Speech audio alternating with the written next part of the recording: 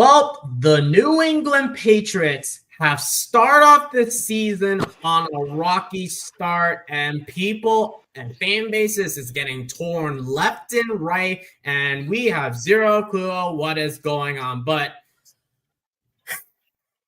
oh my gosh, Thomas, you didn't have to go that far. But regardless, we're back with a brand new episode here on the Patriot MayeFlower Voyage series on the NE Patriots Talk channel. Hope you guys are having an awesome day regardless of this whole rainy day down in New England, or this whole disappointment down in Gillette Stadium. We got a lot to cover. It's not the best start we want to see. At the end of the day, a game is a game. Let's move on to Miami and let's go from there. But as always, I'm your captain, Dow, aka DTN, and I got my two henchmen with me. I got Mr. Andy Schulten and I got Mr. Thomas Noble. How are we doing? We're not doing bad, but we could be doing better. Yeah. How about you? Go ahead. It's like you said, Dow, it's a game, 20-13. Regardless of what people want to say, again, like so many of those stupid games last year, we were not out of it until late in the fourth quarter. Questionable coaching calls. Questionable play. Just across the board outside of the second quarter or the first and a half quarter, bad football. Just not good football, really. And I know off stream, Thomas, you were really angry about the whole outcome and then angry about fans going left and right, but how are you doing in general?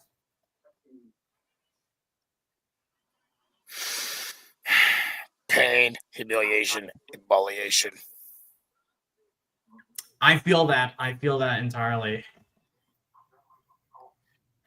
Yeah, and yes, I'm angry at fans who are gonna be trashing and treat me. You get an F. Exactly. Yeah, the suckiest part is I want to give a rant to just at the team for like giving up after that stupid interception, but at the same time, we want to make sure that we keep this show professional as always. We got to make sure that we entertain this wonderful audience that we have here in the chat. And if you're coming in, guys, please make sure, if you haven't already, please smash the like button and hit subscribe. It's completely free and helps supports the channel in a massive way. And throughout the show, please post in your questions and comments in the YouTube chat about like what the hell has happened to the Patriots in the second half of the game. We will talk about that more here on the Patriots MayeFlower Voyage, discussing this sad, anguish, humiliation, painful game. But then again, it's week one. We still have a lot more football to go. We're on to Miami, as Bill Belichick likes to say. Yep. On to Miami. For real. And if we can take anything from today, the Dolphins looked like complete and utter dog crap. I didn't watch any of that game, and I thought the Colts would win. I did so too. Did I see a 33-8 blowout? No. I thought I was like, okay, Tua's got, we're still talking Tyreek Hill and Jalen Waddle down there. Of course, Darren Waller was ruled out yesterday. Darren Waller, who signs for Darren Waller now. But anyway, they still have those two wide receivers. They have on defense right now besides Minkah Fitzpatrick, and Storm. Was it you who posted Storm Duck got injured, the cornerback? Storm Duck got injured in one of the plays, but I bet you it's not as severe as you think. But then again, I still don't trust that regardless of how abysmal and how horrific this Miami defense looks, the offense didn't do any favors better as Tua threw another interception, as we are basically doing a little bit of analyzing of the Dolphins as we head into week 2. But then again, we're flying to Miami. We haven't won in Miami since that whole Antonio Brown game back in 2019, which all of us know at this point, regardless. But I just want to say, no shade to Raiders fans. Congratulations on your win, regardless. Hopefully, Pete Carroll will do wonders with your team, regardless. We're not in your division, so we're not going to trash talk. Regardless. By all means, no trash talk. I mean, I fully love and respect Pete Carroll as a coach. I adore Brock Bowers as a tight end. I wanted him on the Patriots severely. You guys have Jacoby Myers. He's still a stud of a wide receiver. Dante Thornton on a 3rd and 20. Who saw that coming? With on complete blown coverage by Carlton Davis. So yeah, I mean, shout out to you Vegas fans. You played. You whooped our ass more than it looked like on the scoreboard. I mean, to be fair, hats off, kudos. Football's, at the end of the day, football is a great sport. And, we all like to watch it. I watched other games today too. But, oh boy. Yeah, it isn't as painful as you think. It's really painful. And as fans, we all know that everything could be a lot better. I can understand that there's so much frustration from the team, but at the same time, we can't be giving up already. Like, as how optimistic as we are, as honest fans at least, we could admit we'd play bad. But does that mean we're going to give up immediately? Heck no. There's a lot more football. No! And as Bill Belichick says, you don't know what the team is like until we hit Thanksgiving, until we head to the cold. And if I could bring to the fore something Alex Barth and Cerrone Battle said this morning on Sunday kickoff, and I didn't think of it until a couple hours after the game, but they said Josh Allen was considered a breakout player his sophomore year. The Bills went 10-7 that year and didn't really start to look good until October. If I go look at, if I look up, I mean, this is not a Bills podcast, but just to think about it, hold on, Eddie. Let me take care of something. There is this Raiders fan named Bobby Torment. I get it that you beat us, but you have no right to call us little ass boys. One more comment like that, Tyler, time him out if he says that again, because we do not tolerate personal attacks. We do not tolerate any name calling here in this chat. Football, did he say lost boys? He said little ass boys. If you make that one more, what? Yeah. Please remove him, Tyler, because this is unacceptable. This is what I don't get. And that's what I meant. Like, you could tell that the two teams on the field today were very mature with each other. We wish the fan bases could do the same thing. And I mean, do we get juvenile with other fan bases? Heck yeah.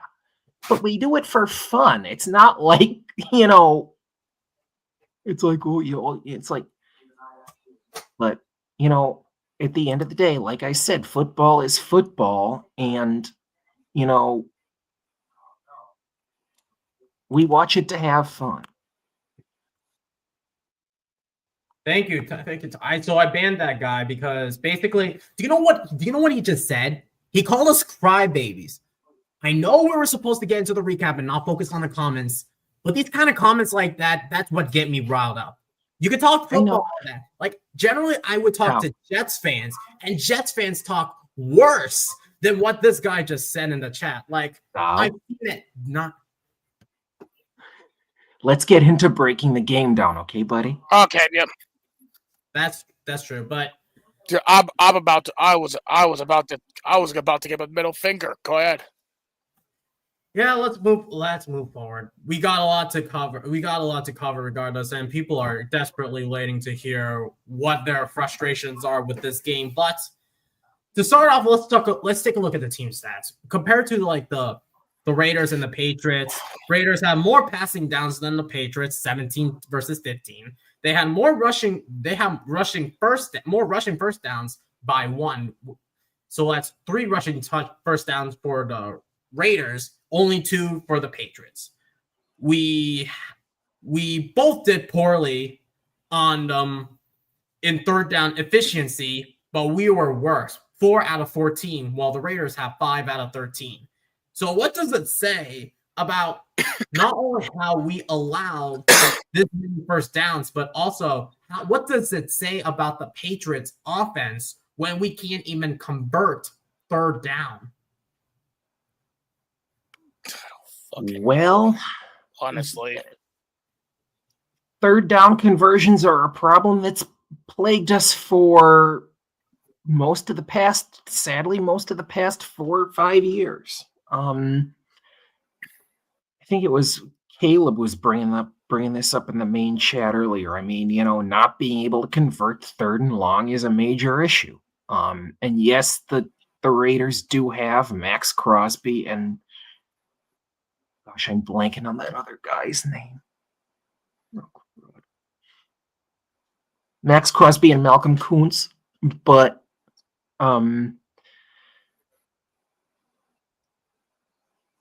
yeah, you've got, and again, one of the reasons Tyler said we lost was because we had receivers getting open through most of the second quarter. It was Boutte, it was Pop Douglas for that touchdown, it was Stephon Diggs. And so the Raiders go into halftime, make a plan, readjustment, and they come out swinging in the second half, and Maye gets picked off. And I know a lot of what we heard earlier was we had receivers couldn't get open. That Raiders secondary was playing fairly well today. They were not letting our guys get open. I mean, a lot of the problem the past couple of years was we just had guys who just didn't know what they were doing. Go out onto the field and wind up with a blown assignment. They basically said, okay, Pete Carroll went into the, locker room at halftime and said, okay, you got, take Boutte out of the game and we'll be good. And they did that, and the rest is history. Yeah. I understand that because of how vanilla Josh McDaniels' offense is and how predictable his offense is. Like, we could just sit there and just see Drake Maye throwing screen passes. It's like, we're not shocked that he come up with those plays. It's like no tomorrow. It's like, we just watch TV, and the one thing that comes into my mind is, oh, we're going to throw a screen pass. And lo and behold, we've seen a screen pass. Yep. Same thing with Mac his rookie year, but it's like, okay, play a little, 2 running back sets, try to throw them off at least a little bit. I'm really sick of this, like, opposing defenses always know what's coming with the Pats offense. And Vrabel has that reputation of, not, of course, both Carroll and Vrabel are defensive-minded head coaches, but Vrabel is known as, like, for not being a particularly vanilla guy, when he was in Tennessee. And here we got, okay, Here's another screen pass. Why not? And again, in one of the post-game shows, it's like, you didn't even do any play action. Try a fake to Ramondre Stevenson now and again, if it's especially on 3rd and long. But yeah, like I said in the preamble, there were some questionable coaching decisions today, like deciding to punt at midfield near the end of the 4th quarter instead of going for it, and the Raiders go down and get a field goal after that 3rd and 20 conversion.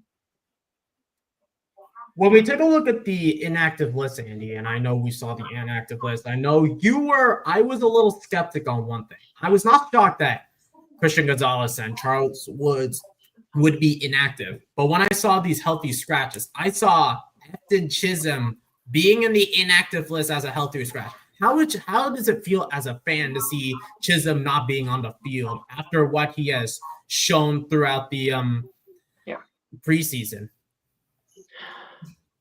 I wanted to see Chisholm on the field for at least a series, and Tyler said this. He didn't have a lot of reps with May in the preseason, but if you want to get those two used to each other, the best thing to do would have been ideally to give Chisholm a series in today's game and see what he could do. We saw what he did in the preseason. We saw what Trevion did in the preseason. And Tom, it was either Tom or John in the main chat put up Mondre's stats. If he can, one of us can go back and find them. I have his stats. I'm on ESPN right now, so I can actually check the box score and see his stats. But Ramondre Stevenson had 7 carries for 15 yards, and the longest run he had was 6 yards. It was only 6. Yeah, he didn't fumble, but that's only step 1. Step 2 is run for more than an average at 2.1 yards per carry. Henderson played almost half the snaps Mondre did and had almost 5 yards per carry as a rookie. Also, but again, to the point where it's like we did throw 10 rookies onto the field today.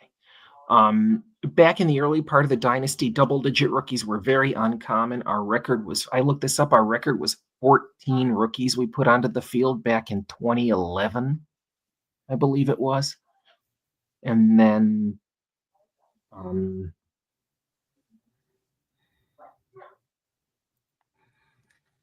most rookies started by Patriots. Here you go. So the New England Patriots' most rookie-heavy season for starting players was 2013. I had that wrong, when they carried 14 rookies to open the season. This number was significantly higher than other seasons where they typically carried fewer, such as 7.5 on average prior to 2013. The highest number before 2013 was 11 in 2010 and 10 in 2009.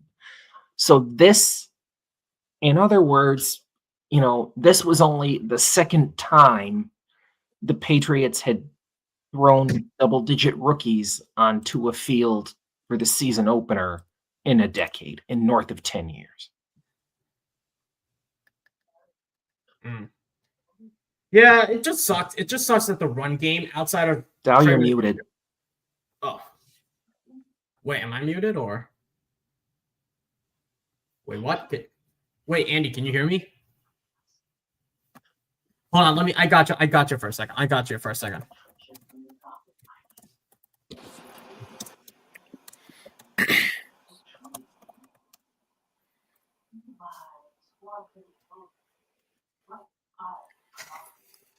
Not that this doesn't help that we have Wi-Fi audio issues, so...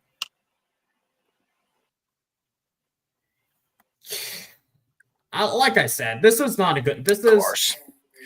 Frickin' course. What are your thoughts on this, Thomas, regardless on the whole... with this offense in general?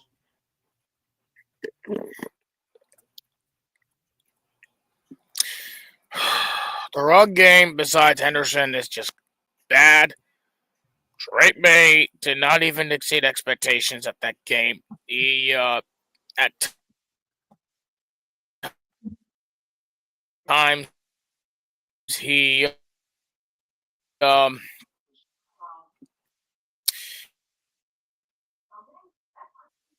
did not chuck the pass the chuck passes when he was above.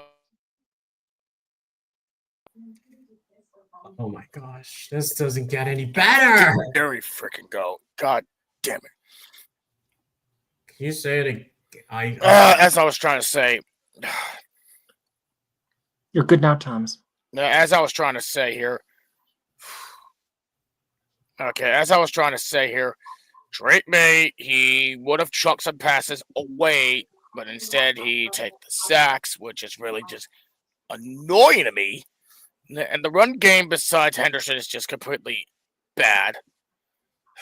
The offensive line, I was having high praises on them before this game, but nope.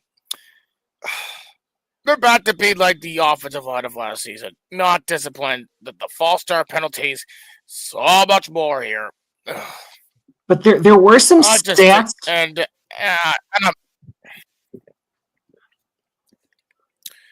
I just think right now it's poorly coached. It's poorly coached. What were you trying to say, Andy? No, I was just going to look up Will Campbell's stats because I know John threw them up earlier. On PFF or something else? His PFF stats.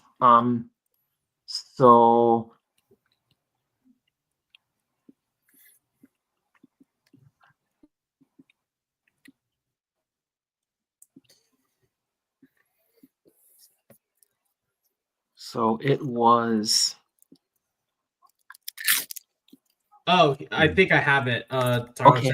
He had 53 passing snaps. He had 1 sack, 2 pressures, 2 hurries, 2 penalties, and 71.6 PFF grade. So not bad for his rookie start. I wish that there could have been some improvement right there because those 2 false start penalties, they were kind of damning, I would say. But and I mean, he's only 21. He's the youngest member of the team. And there was, I mean, I know Tyler put up some posts from the post-game show over at Pat's Unfiltered. Somebody said, this guy said he'd fight and die to protect his quarterback. Look what he did today. What a loser. I'm like, what are you like talking now like a Raiders fan? I mean, really, grow up.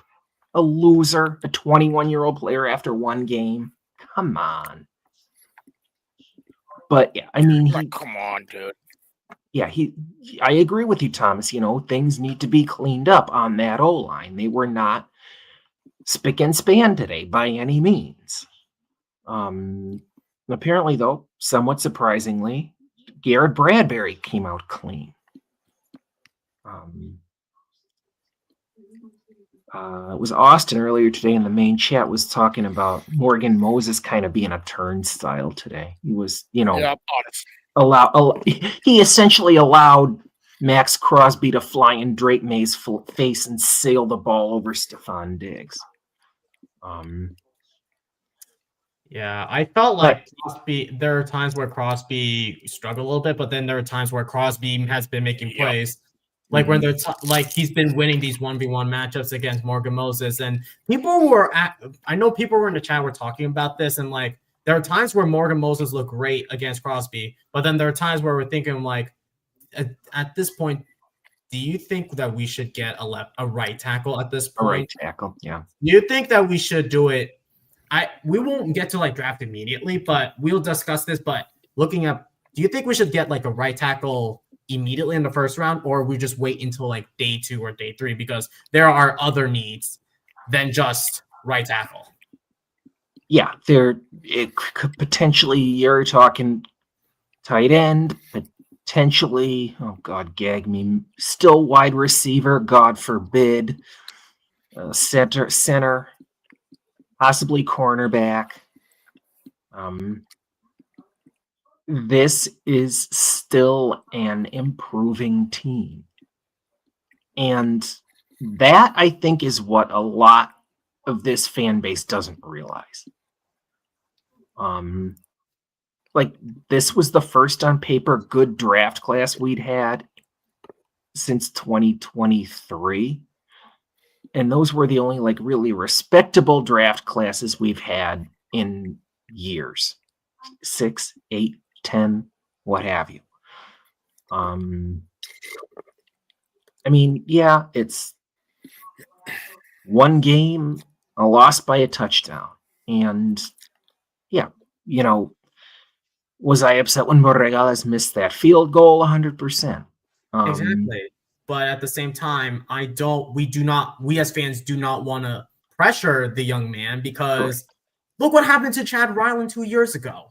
Missed coverage by Jalen Hawkins on the Raiders' opening drive. I was happy to see him bounce back on their next drive. But still, you know, blown coverage allowed for an extra 7 points there. Yeah. I know that there are Pats fans still being like, why did we release Peppers? Do you think, looking back at this, Andy, do you think we made a good decision of releasing Peppers, or do you still think that it would have been nice if we still kept Peppers, include him into our defensive scheme, regardless if Mike Vrabel wants his safeties to be like him? I watched Brett Alper's little post-game vid, and his point was basically like, our safeties are young enough and they looked poor enough on the field today that they could use veteran mentorship. And what do we have now? Kyle Duggar. Jalen Hawkins was drafted in 2020, but Hawkins was 2020, really? To the Falcons.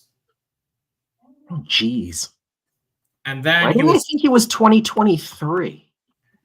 No, Jalen Hawkins was drafted by the Falcons in 2020. Then he got let go by the Falcons in 2023 and signed with the Chargers. With the Chargers, yep, I got it right here. He was out of Cal in 2019. Or 2020, rather. By the way, huge shout out to Michael F., our Raiders fan. Great win by your team. Hopefully you guys can make improvements after, even though the Raiders had a history of miserable performances. I hope that they can build off of like this win, and hopefully they can continue with that momentum for their future matchups. I don't know who the Raiders are going up against week 2, but I can imagine. Chargers. You're going up against the Chargers week 2. Yeah. So yeah, I mean, you know, we remember this. I mean, remember when Belichick and Brady came along, the Pats had not been good in a long time. The Raiders haven't been good in a long time. In fact, let me look up the last time you made the playoffs. It was a while ago. Also, another point I forgot to mention, Andy, with the Raiders win, there is something to go off of going against the Patriots, considering that they did sign Josh McDaniels. And I know that Raiders fans were very, very upset when Mark Davis hired Josh McDaniels to be their head coach. And I can understand some of the Raiders' frustrations. I feel some of the Raiders fans' frustrations because I don't think Mark Davis is a good owner. At the same time, I felt like if they still had Devontae Adams and a decent quarterback, it would have been a different story for Raiders fans. They would have been really if they kept like Rich Bisaccia back in 2021, the Raiders would have still had the momentum from that season, but because of how incompetent the Raiders owner is, they have been terrible for the past 3 years. Yeah. So the Vegas Raiders' last playoff appearance was in January 15th of 2022, was a wild card loss against Cincinnati 26-19. The last time the Raiders won, put this in retrospect, we think we haven't won a playoff game in forever. The last time the Pats won a playoff game was, of course, Super Bowl 53. the Las Vegas/Oakland Raiders have not won a playoff game since the AFC Divisional and the 02-03 season. 22 years. So if Pete Carroll manages to take you to the playoffs, all respect to you. Yeah, exactly. You could, because what the Raiders proved to me, like do you know what's interesting? All of the AFC West teams outside of the Chiefs looked a lot better than what we anticipated. They are making this competition for the Chiefs, because as far as we know, the AFC West, like, you could look at it and argue it could be like everybody. It was going into this season, it was going to be the NFC North that was interesting. Now tomorrow we see the Vikings and the Bears, but so we don't fully know that yet. But you're right, Dow. The AFC West is looking super, super interesting right now. It could be a real horse race out there in Nevada, California, Missouri for you guys, and Colorado too. Yeah, I just hope that Raiders fans have something to pop off, because last year they had some impressive wins too. If it wasn't for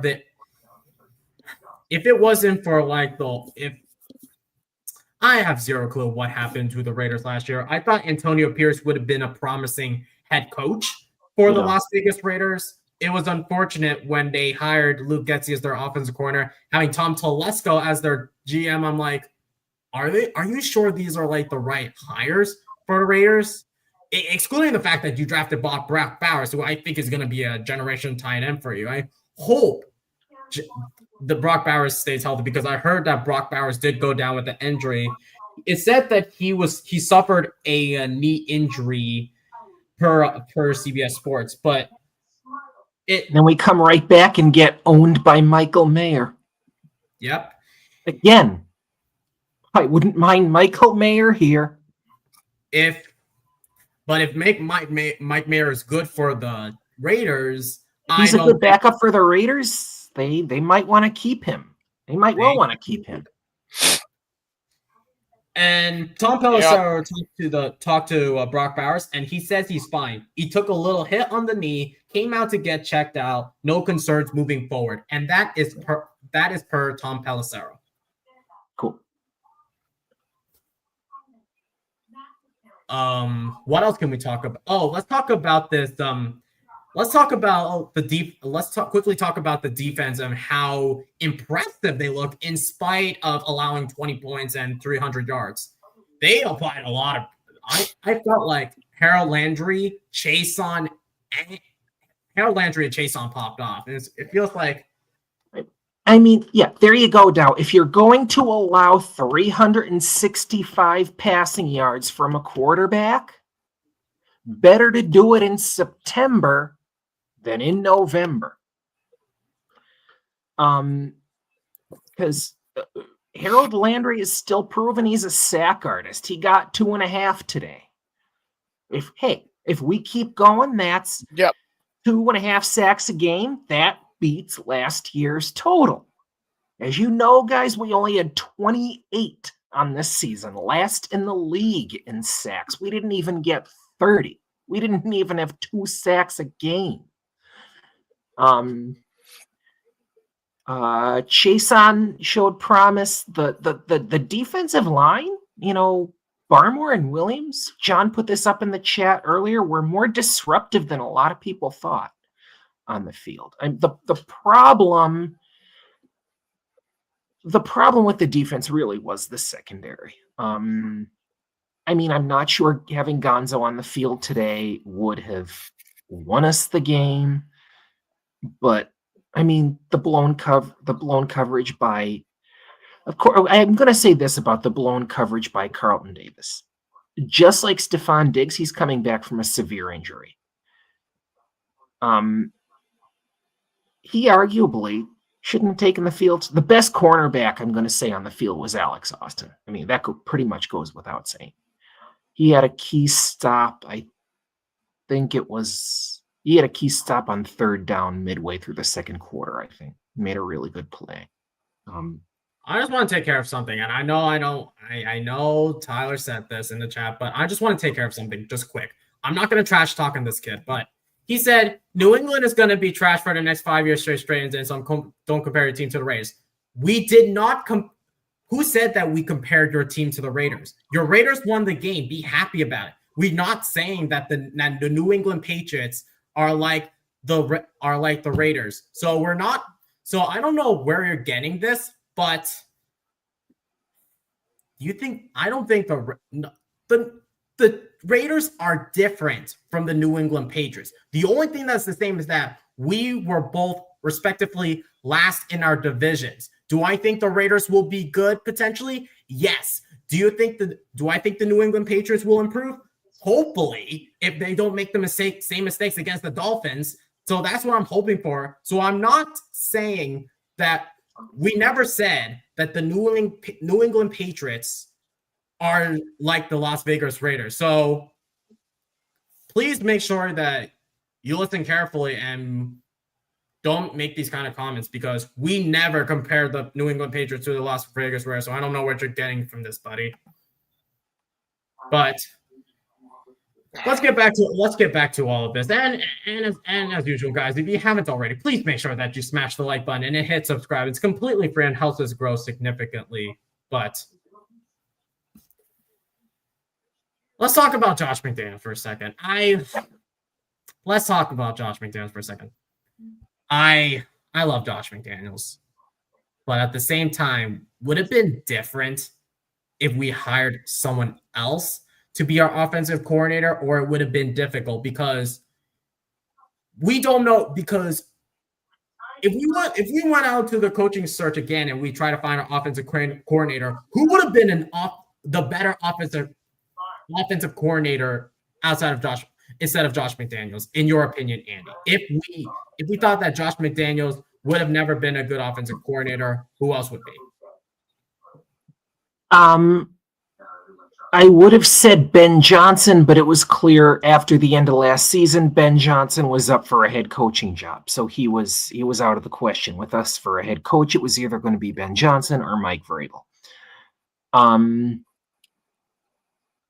might have considered. That's a really good question.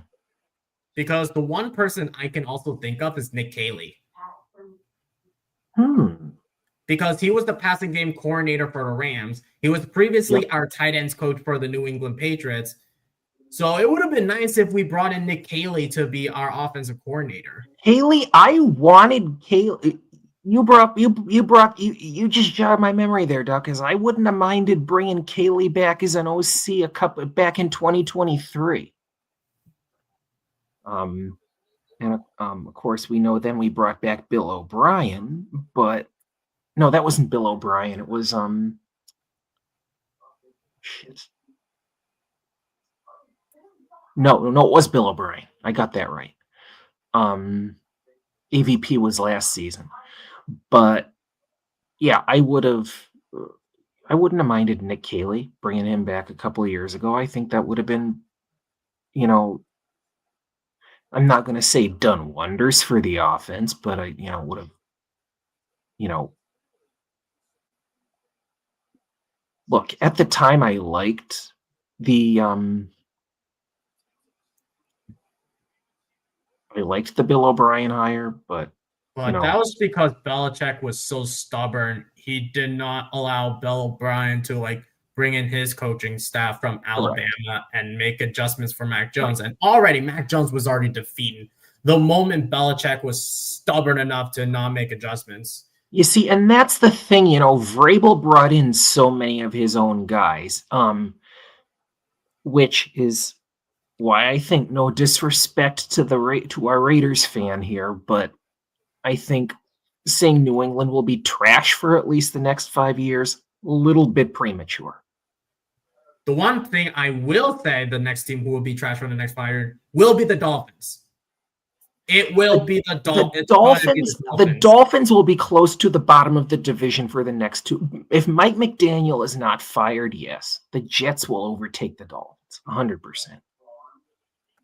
Michael, I understand your frustration. I really Yes. understand your frustrations. Like, I understand that yeah, I can understand Raiders' frustrations of why they want to get rid of Josh McDaniels. So they have the right to say so. It's just really hard saying because the Patriots had Josh McDaniels for so many years, and the Raiders fans know their frustrations with Josh McDaniels. So I can understand the hatred from there. It's like I said before, this is a typical Patriots Raiders rivalry. It has been a rivalry for a while now. So I can understand some of the frustrations here, especially when Mark Davis stupidly hired Josh McDaniels. They should have kept Rich Bisaccia, which I mean, we understand that. And again, we're not comping our team to the Raiders, but no, we're not. We are diehard Patriots fans who will freely say, with all the respect we have for Bill Belichick, he set us back at least these past 4 to 5 years. You know, McDaniels, yes, he absolutely set the Raiders back as a head coach, 100%. Yeah. And Carroll, much to his credit, you know, may make you guys a sneaky playoff team this year. The one thing I will compare to the Raiders is definitely going to be the Seattle Seahawks. A little bit of the Seattle Seahawks. Because Pete Carroll and Geno Smith were with the Seattle Seahawks. So I can see why the Raiders could be like the Seattle Seahawks. Okay, I get it that he brought us to 6 Super Bowls. I get it that Belichick took us to 6 Super Bowls. But what has he done without Brady? Unfortunately, he has shown us nothing without Tom Brady. He had an under 500 record without Tom Brady, and look where it got us. Down to the bottom, where all the other trash. I wish I could say, all right, I'm going to type this in one word. You can type in one word in the chat. You have the freedom to do so, but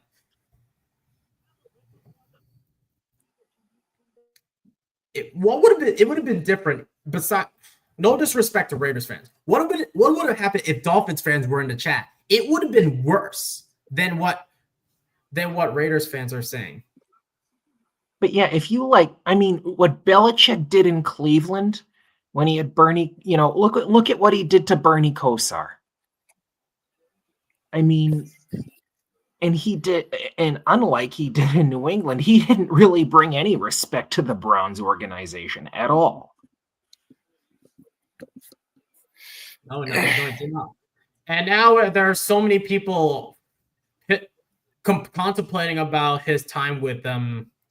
Now with UNC, even though he has never drafted anybody from UNC, he has never brought in any coaching staff from UNC. So I didn't understand why Bill Belichick chose UNC, even though we're talking about the Raiders game, Patriots game, because there's so much in stake for both of these teams. One team wants to win to start the momentum. Another team wants to win after the whole saga with Josh McDaniels and whatnot. So both teams had something to win for. One team wanted to say F you to Josh McDaniels after what they did to him. Another team wants to win because of the struggle that we have been going through. So basically, we both have two different reasons for why we had a reason to win. Two different reasons. And the outcome was the Raiders win because of the crap that they have been dealing with Josh McDaniels. And now with Pete Carroll, who I love Pete Carroll. And we had Pete Carroll as our head coach for a short period of time. We did actually did quite well. Pete, was it Carroll took us to the playoffs, wasn't it? 95? 96? That was with Bill Parcells. Oh, it was Bill Parcells. Thank you. He did take us to the playoffs. Let me take a look at Pete Carroll's record when he was with the Patriots before he went to the Seahawks and had an incredible. So he took us to the playoffs twice. We lost in the first time we made the playoffs. We lost to the Steelers. The second time we made the playoffs, we lost to the Jaguars. So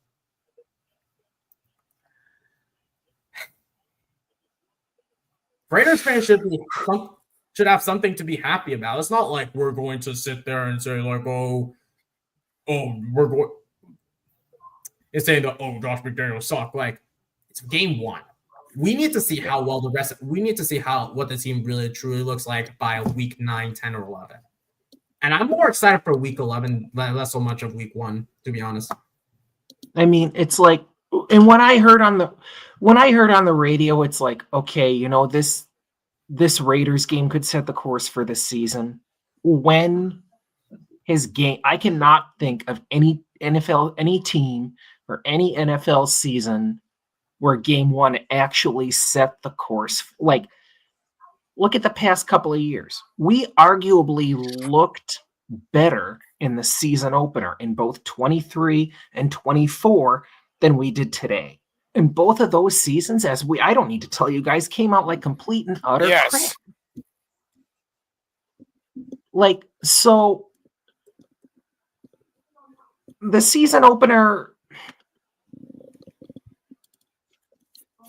I mean, for a team that's like seems to be finding its footing like right now with the Patriots, like we have a quorum of our guys. I think it's 28, I believe, players between rookies and veterans were not with the New England Patriots last season. These are guys who are learning a new defensive system, a new offensive system, a new everything. Yeah, and this was game 1. So, learning curve. There you go. Yeah, then not everything is gonna be perfect. Like, I'll give new coaching staff to boot. I'll give props Raiders to this. They have a brand new coaching staff. Their defense looked a lot better than what we anticipated. Correct. And I will admit, I will eat crow. We will all eat crow for saying of how we overlooked the Raiders secondary. They looked better, not with personnel wise, but with the coaching staff, and that just shows how truly that the Raiders front office realized that Pete Carroll, even though he's the oldest head coach, he has been giving us problems for so many years.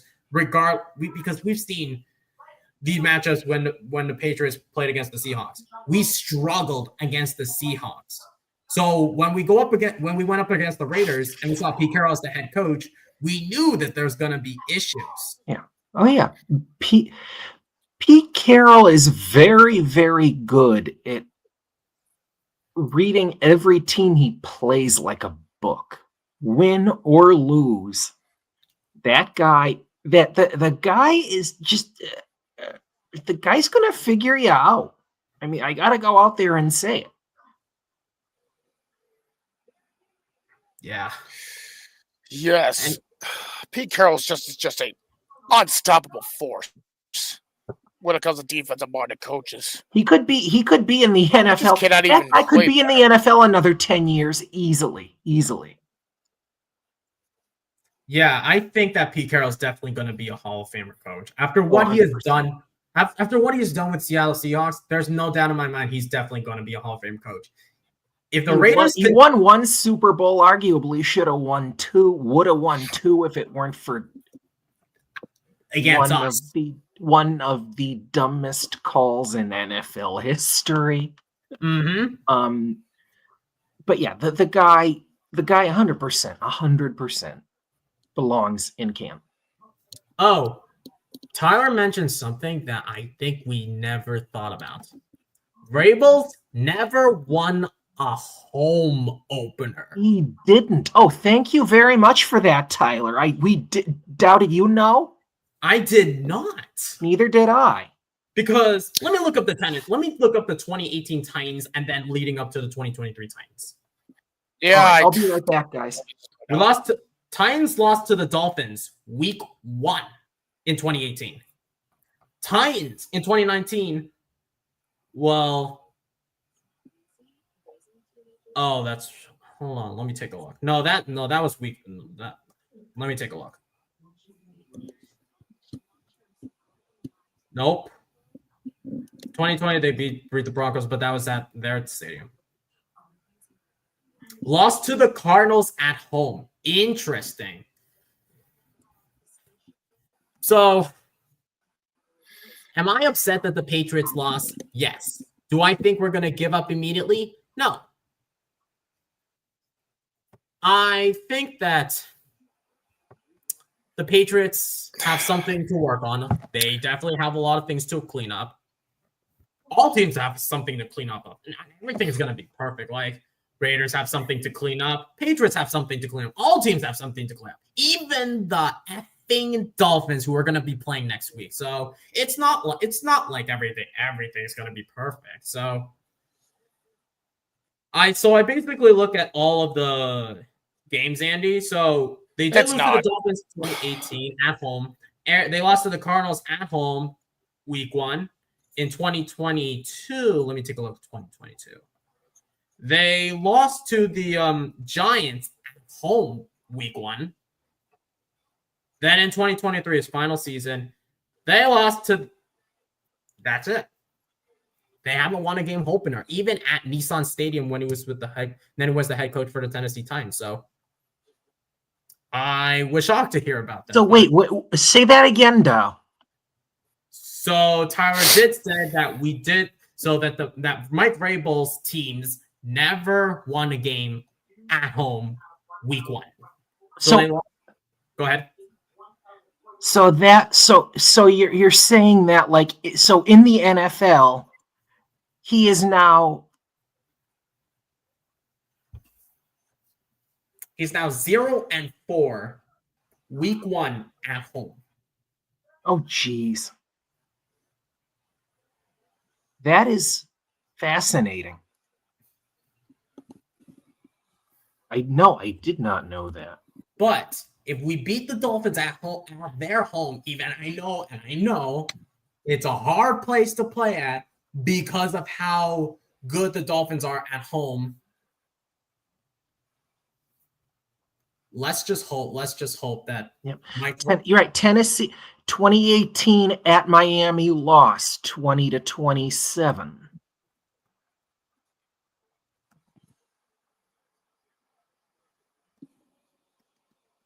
Yeah, I'm not going to go through all of them now. I'll go through them later. But yeah, that's fascinating.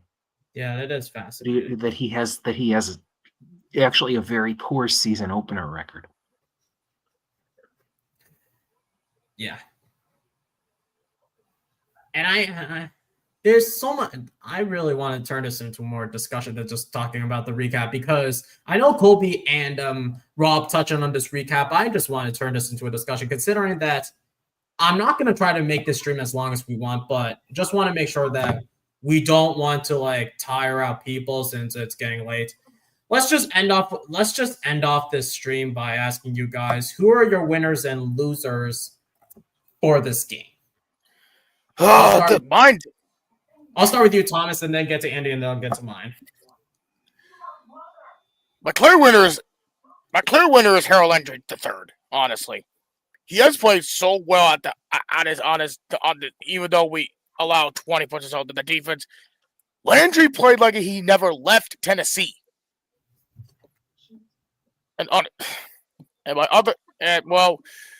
I really don't want to do this. My loser is Drake May, unfortunately, because of how he should have not taken sacks. Even he should have shut the ball here. He has not played he did not play well. This is his first week 1 game, and yes, and that interception that really cost us this game. Do not play hero ball. Yeah, I remember Austin and I went to that preseason opener against Washington, and it's like, even though we won 48-14, I think the score was. It's like, okay, May, don't play hero ball, especially in a close game like this one, and you risk a pick and you get a pick, and that turned the whole game.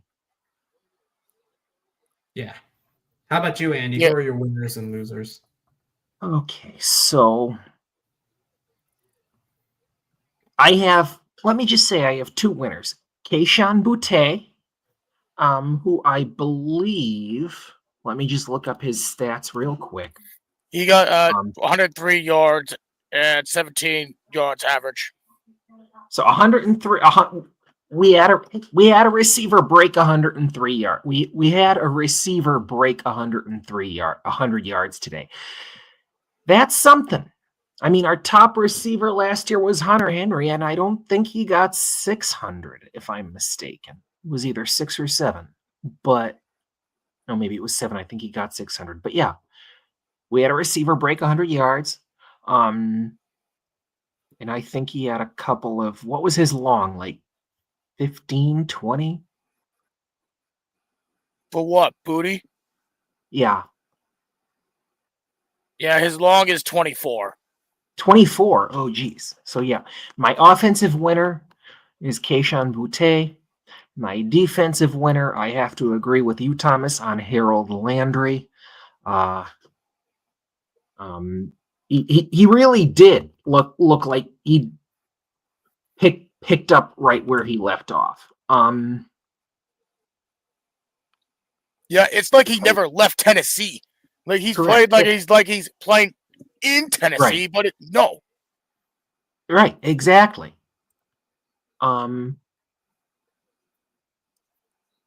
So if I quick go,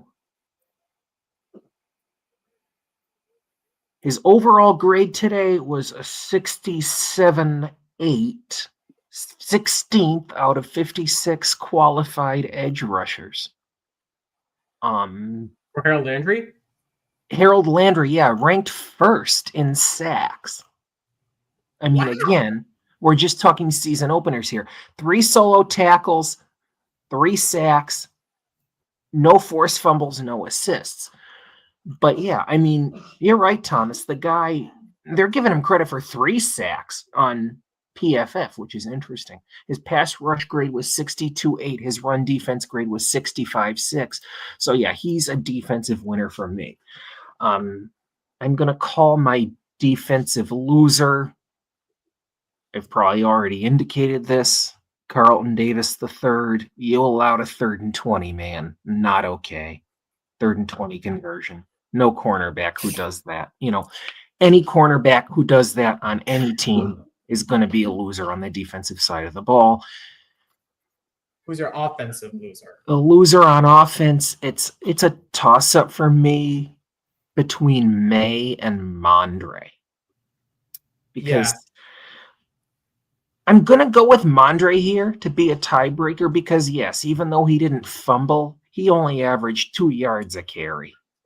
His longest down, you said, was 6. I mean,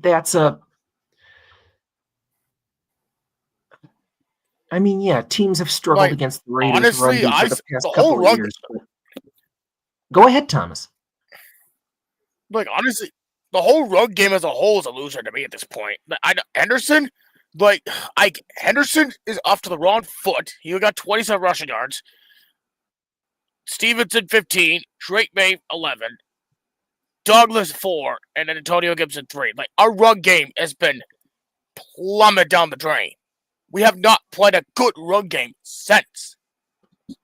Yeah, both teams didn't play. We cannot go and say that they just go. You're right. Neither. No, even we kept Ashton Genty contained for mostly until the 4th quarter.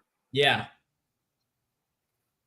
At the same time, yes, we have fewer rushing attempts than the Raiders, and we ran a few more yards than the Raiders on the ground. But when they throw, the Raiders are a lot better in the passing game than the run game. 365 passing for Geno Smith versus, what was it, 287 with Maye? So it's 380. Yep. Yes. 287 for Drake May, 362 for Geno Smith. 362. Oh, yeah. So I had the numbers basically right. Oh, boy. So my winners are obviously going to be Keishon Butte and Harold Landry. So whoever said that Harold Landry is going to be a bust, think again, because Harold Landry produced a lot more than what we anticipated. And he's 29 years old. So I don't know which goofball said that the signing for Harold Landry is going to be a bust, but whoever said that is going to eat crap. It's Carlos A. Lopez on Twitter. I always saw that before we went live. Wait, you said Carlos thought Landry was going to be a bust? That's weird. He said that? He said that Landry is a terrible signing. What? I never saw that from Carlos. That is bizarre, man. Well, Landry is a Vrabel guy. Landry was drafted by Mike Vrabel. So I understand the whole Oh, wait, I think I read this wrong. He says that I was told Landry was a horrible signing. It says I was told, he said. He said he didn't say I said he was a horrible signing. He says I was told that he was a horrible signing. I don't know who said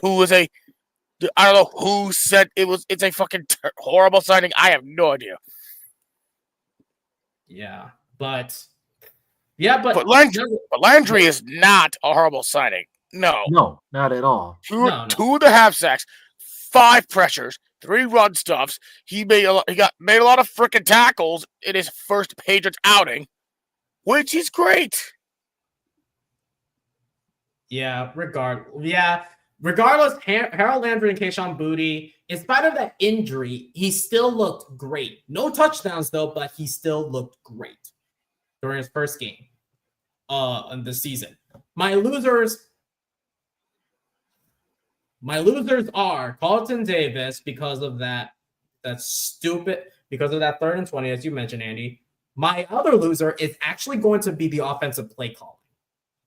Okay, that's fair. That's very fair. Bland it was. Yeah, Jaden Daniels, Josh McDaniels. Thank you.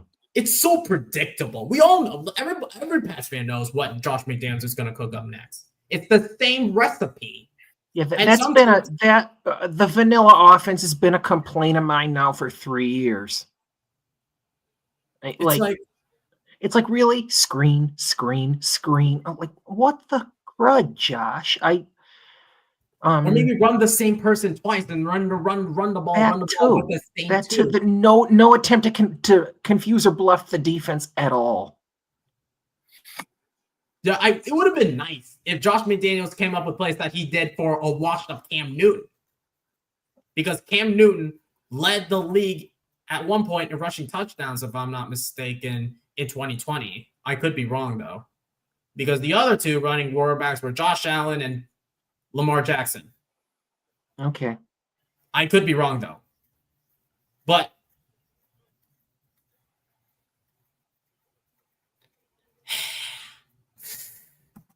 well, it's only game 1, Michael, but we shall see. Not everything is going to be bad, but if it does get worse, then we will start reconsidering our decisions. But nonetheless, Michael, great win for your Raiders. Hopefully you can have something to go off of. He did say that he gave the Patriots a C, and his Raiders a C+. I respect those grades. I would say yes. I would have given the Raiders a B-. I would have given the Raiders a B-. I thought it was extreme of Albert to give the Pats an F. I would have more given a C- for the Pats. Did you say D-? C-. No, the Patriots, to me, it's more like a C- at this point. The Raiders, I would not go that high to be a B-. I agree with Michael on the chat here. It's more like a C for them or C+. That's like both teams. The Raiders were better, but not immensely better. Yeah, I don't beg to differ with that at all. Both our teams are just average. Or should I put it? Where is that freaking card? Where is it? Oh, there it is. I mean, these are two teams that, like, to be fair to both the Pats and the Raiders, they're two teams that most analysts had in the middle of the pack at the end of the season. So basically, what Michael is saying is exactly, Thomas. So is just that. It's just mid. Yeah. And then he said something positive. He said, which is good. It means we both have high ceilings to improve. I agree. We can all improve on something. Like both the Patriots and the Raiders can improve in different things. But I'm not going to say the Patriots are like the Las Vegas Raiders. However, No. we both have somewhat of similar routes of where we can improve. Correct. Where the team is weak at, and to build up from there with our respective schedules. But yes, I want to take care of one last thing before we call it off for night. I think Tyler mentioned something earlier. He said that there's a chance the AFC East might not have a win at all this first week. Yeah, as of right now, the Bills are losing right now 27-13 against Baltimore. They're down 27-13. 27-13. Yes, so we at could home be talking about the AFC East at home against Baltimore. So are we could look at the AFC East potentially going 0-4 this weekend. Potentially, but yes, the game's not over yet, so we can't. But we don't know yet until the game's over between the Buffalo Bills and the Baltimore Ravens. But we do know that the Patriots lose to the Las Vegas Raiders in a mediocre game. The Dolphins got their asses clapped by the Indianapolis Colts. The Finns got their doors blown off. Yeah, but by Daniel Jones, if I may add. Yeah. Okay, so I'm not crazy now. The AFC East team that has looked the best today is the Jets. I hate it. Like, say what? You know what's interesting? That game was more fun than this game that we were watching. Oh boy! They scored. Let me read the stats and I know we're getting off topic. So but those three AFC East teams across the board, the Finns had their doors blown off by Indy.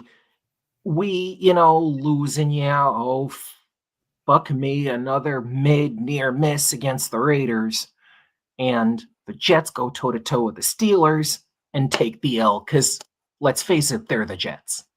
The Jets. Justin Fields looked decent today. 16 out of 22 for 218 yards and a touchdown. Their leading wide receiver was Garrett Wilson. Aaron Rodgers, however, listen to this. 22 out of 30 for 244 yards, 4 touchdowns. Rodgers, that's elite. I did not. I will for now eat my words on thinking Rodgers was washed. I mean, Austin did say, he was a top 10 passing quarterback last year. Oh boy, maybe Pittsburgh's not such a surefire win now. And then Justin Fields had 2 rushing touchdowns, 12 attempts. Who did? Justin Fields. Justin Fields. So I think that there's something. So there is something about Aaron Glenn and this Jets team. As much as I hate the Jets, there is something to be positive. There is a lot of positive things about the Jets. As much as I hate the Jets, you're not the only one. And I know Ashton's really pissed about this because we'll have to hear that annoying Lowski and Richie talk about that. Shaking my head. Yeah, I mean, we're watching the AFC East. So Michael, as a Raiders fan, I don't know if you watch the AFC West roundtable, so I don't know if you know about that, but yeah, I mean, Ash, I mean, you're right, man. I mean, we don't want to hear about, a near miss by the Jets and that fan base. If the Bills lose, I mean, they'll be crowing, just like I said. Oh, the Jets were the best AFC East team this week. And it's like, oh, brother, they don't want to have to deal with that all season long. Please, no. But at the same time, I don't want to hear TD and Glenn talking about their Dolphins because what was stupid coming out of TD's mouth was saying Dolphins will go 15-2 while the Bills go 9-8. Like what? Raider fans, I have to give this to Raider fans. They're at least not delusional. Jets fans are delusional. Yes. And Raiders a lot of fans Finns do not- fans are too. I'll give props to this. Raiders fans, they can trash talk, but they're not that delusional. Right. Jets fans, on the other hand, they have been delusional for so long. Correct. Yeah. And the funny They thing, haven't what won about a Bills fans? the Jets actually won a Bills are not playoff that bad. game more recently than the Raiders. They won with damn Sanchez, and I think that was against us back in 2010. yeah, the Raiders at least made the playoffs more recently than the Jets. Correct. The However, Raiders last made the Raiders- playoffs in 21-22. The Raiders don't have a winning a playoff game streak than the Dolphins, because the Dolphins haven't won a playoff game since 2000. Oh boy. They So at might least- actually have the longest. The Finns might have the longest playoff win drought now. They do, Yes. because after Detroit, After Dallas too. Detroit had the long. No, Dallas, they haven't made the conference championship in 30 years. They've had playoff wins since then, though. Yeah. Yes, Yeah, they haven't been. They haven't been to the NFC Championship, and they've never been to the NFC to a Super Bowl since 1996.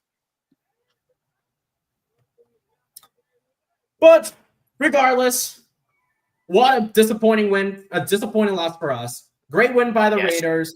Hopefully they have something to go off of. Hopefully, wish them the best of luck, because they're not in our division. So it's not like I'm going to trash talk them, but we did have a rivalry with them. And so, but that's going to be it for today's live stream, guys. Both Raiders fans and Patriots fans. I'm going to give this to you, fans. What are your thoughts about your respective teams in that game in the comments down below? And I want to hear your thoughts about it. Who are your winners and losers from that game in the comments down below? We would love to hear those. And as always, if you really enjoyed the show, please make sure that you smash the like button and hit subscribe. It's completely free and helps us grow significantly, regardless if you're a Patriots fan or a Bills fan or a Raiders fan or even a Dolphins fan or whatever fan you are. Please come and support this channel, regardless if you want to talk some football with us. Like I say like we say to our guys, Jason Cole over at, Patriots Drive, it's like, if you are a fan of the NFL, let's put our differences aside. We all are passionate about the same sport. So like Dow just said, if you are a fan of another team and you listen to this podcast and you liked it, smash the like button. Give us a subscribe if you want. It's free, it's easy, and it's right there. Yeah, especially if you're a Raiders fan, you may have different takes on this. You don't always have to agree with us, but as long as you respect us and as long as you don't take any personal shots against us, I respect that. And that's what, and basically our good friend Michael here is giving us our winners and losers now. He said that his winners are Geno Smith, who looked really good. Fair. Brock Bowers, I hope he's okay. 100%. And Tyrese Wilson. And who? Tyree Wilson. Oh, Tyree Wilson. There we go. Tyree Wilson. The defensive end out of Texas A&M. He was a seventh-rounder. Texas Tech, you mean? Oh, Texas Tech. You're right. But yeah, he did put up 2 sole tackles, a sack, tackle for loss, and 2 QB hits that game.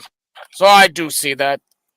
But I love your choices, Michael. I think they are good players. I think that the Raiders have something to have their hopes held high for. So hopefully the Patriots come back and get a win against the Dolphins. But regardless, that's going to be it. And as always, guys, go Pats. Go Pats.